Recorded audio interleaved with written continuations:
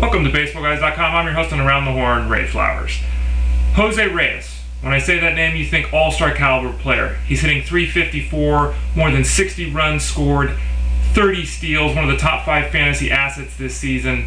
Well, you're going to be without that asset for a while if you're a Jose Reyes owner. We know he's got the issue with his leg. It's kept him out of the lineup a couple days. The Mets have been really cautious, I think correctly with him, saying that they need this guy to be healthy if they have any chance, A, of making the playoffs, or B, trading him for anything this year. But we got some bad news today with Reyes. Looks like he's going to miss at least the next 3 weeks, which pretty much ruins the month of July for Reyes. Not good news. Not a situation that anyone wants to be in if you're a fantasy owner. And the question is now, what do you do? If you're in a deep league, well, you're going to have pretty slim pickings. Maybe you can get Rafael Furcal, who's now back. Furcal has had a history of having a lot of success when healthy, though, as we've seen the last couple of seasons, a lot of injuries. He'd be someone, though, I would take a look at if he's available. You might look at Emilio Bonifacio. Now, very limited player. He does qualify at multiple positions in a lot of leagues, which does help. Really doesn't offer you much of anything other than steals. He does have 6 of those the past 2 weeks, so maybe he could help at least keep you on track if you've been looking at that shortstop position for steals. And then another name, Clint Barmas. Not exciting. Not someone I look at and think really good things, which is probably why he would be on waivers in your league, because others agree. But he's hitting .375 over his last 40 at-bats. You need a short pick-me-up. Maybe Clint Barmas is a direction that you're willing to turn. Dan Uggla. Dan Uggla has been terrible all season long for the Braves. The 5-year, $60 million deal they handed him looks horrible right now. 27 home runs, 88 RBIs, 84 runs scored. Those are the numbers that Uggla reached each of his 5 seasons in the big leagues. He's the only second baseman in the history of baseball to produce all 3 of those numbers in 5 straight seasons. He's on pace for 26 home runs this year, which is a lot better than a lot of people think. It's right on the pace that he's pretty much averaged throughout his career, but he's only on pace for 60 RBIs and 75 runs scored. Now, those are still passable totals for a second baseman. The problem with Uggla, though, is he doesn't steal bases, and that batting average his continues to be dreadful. The good news, in addition to the counting stats that I just ran through, is that Uggla the past couple of weeks has actually been performing pretty well. Over the last 3 weeks, he's got 5 home runs, 13 RBIs, and 13 runs scored. Again, nothing fantastic, not an all-star level performance, but that's something you might want to pay attention to. If you're an Uggla owner, keep him active. If he's still out there and you can get him on the cheap, you might want to investigate it, because it looks like things are slowly starting to turn around for the power-hitting second baseman.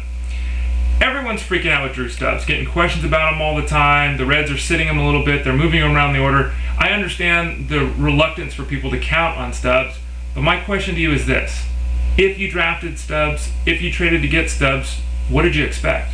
He is doing exactly what he did last season. His strikeout rate is up 1%. It's virtually identical. His batting average, which everyone's screaming about, it's so horrible, it's only 4 points below where he was last season. He's on pace for 1 fewer home run than last season. He's on pace for about 13 fewer RBIs. However, he's on pace to score 11 more runs, and he's on pace to steal 12 more bases. So again, same batting average, same home run total, basically the same run scored total, but a better steal total. He's actually performing slightly better in terms of 5x5 fantasy leagues this year than last year. It's going to be a bumpy ride. The batting average is never going to be wonderful, but the overall production has been there with Drew Stubbs. Continue to count on him. It should continue to be there all season long. Who is Jeff Karstens? Well, maybe you've heard a little bit about him. There's been some rumblings that maybe he should have been on the All-Star team. And he is 7-4 with a 2.55 ERA, though he pitches for the Pirates. Now, he's got a bit of a sore knee, which is a concern in its own right. But secondarily, my concern is with the skills that Karstens possesses or doesn't possess. You look at his performance this season compared to last year, and I'm going to go through a list of things here. These are all the same, virtually the identical levels this season as last year. We're talking about his ground ball to fly ball ratio, his line drive rate, his strikeout rate, his walk rate, his home run rate. Everything is the same from last season to this season. So the results are the same as last year, right? Well, not even close. His ERA has literally been cut in half. It's down again to 2.55. His left on base percentage is up 18%. Makes no sense whatsoever. It's at a level that's impossible for him to sustain high 80s. There's no way he can keep it up that high. Now, his batting average against is down 60 points. His batting average on balls in play is down 80 points. Again, remember, everything, strikes, walks, ground balls, fly balls, line drives, home run, all of that is exactly the same as it was last year. yet we're looking at a pitcher vastly outperforming the ERA, the WHIP, and other categories this season. Don't expect it to continue. He doesn't have the stuff to continue to do what we've seen from him. And only leaguers, you can continue to pay attention to him. But mixed leaguers, be very, very careful with Jeff Karstens.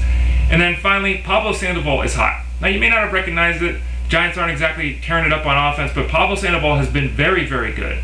In fact, since he returned from the disabled list with the hand issue, he's been pretty darn much, great sentence, Ray, the same hitter he has been in the past. He's got a 17-game hitting streak during which he's hitting .324. He's got a season-long average above 300 at .303. He's got 9 RBIs in his last 6 games, and 3 times in the last 7 he's gone deep. So Pablo Sandoval owners, continue to roll him out there. He's been terrific. Those of you that took a chance on the injured start or held on to him when injured, looks like you're finally getting the payoff. The Giants desperately need that big bat in the middle of the lineup, and right now he's been delivering. I'm Ray Flowers, BaseballGuys.com. Thanks for joining me on Around the Horn.